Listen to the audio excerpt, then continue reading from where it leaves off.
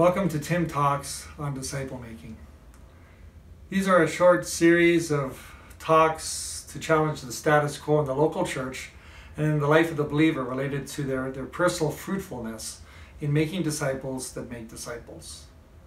When we consider the local church today and the life of the believer, we need to have some basic definitions that are put before us. First of all, what is a disciple?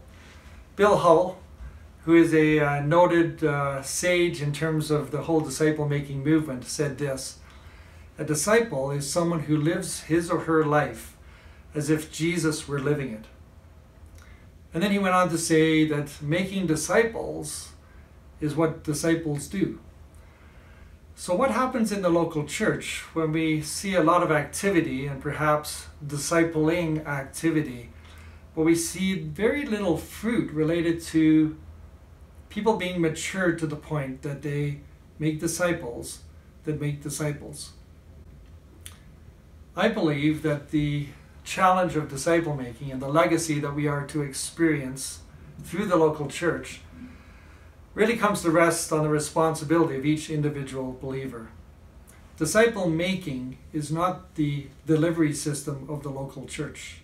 My friend Bill Hull said this. He said the gospel was given to the church, and the church provides the platform for the delivery of the gospel, but the organized church through its programs will never be the delivery system in which disciples are made. This really challenged me, and upon closer study of this, I realized this could be the dilemma where most churches are stuck in terms of this challenge to obey Christ's command to make disciples who make disciples. I've decided not to use the term discipleship anymore because everyone I speak to has a different definition of what that really means. That term is not found in the Bible. However, the term disciple making, to go and make disciples, is, and therefore that now becomes the focus in all conversations related to maturity in Christ. I am being made into a disciple who will one day make another disciple, and then the disciple will be made by that person as well.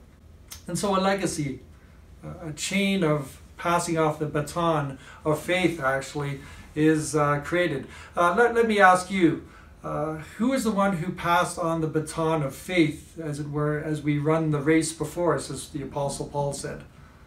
Consider who that was, and also who are the people that you have placed the baton of faith into through your experience to this point?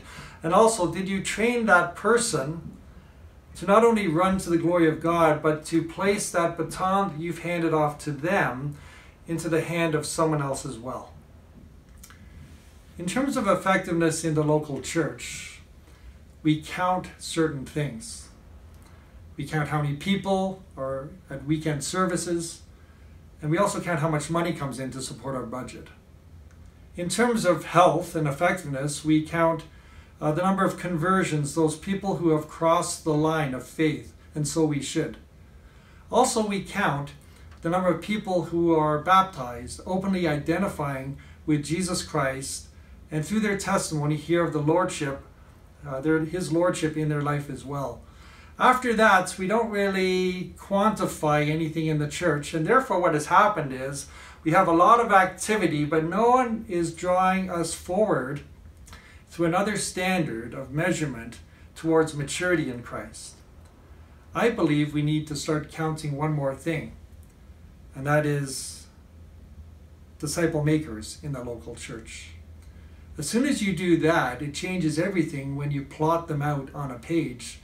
Now, after baptism, the role of the church and of the pastor to equip his people for works of service has another goal in mind: to mature followers to the point that they not only make disciples, but make disciples who make disciples.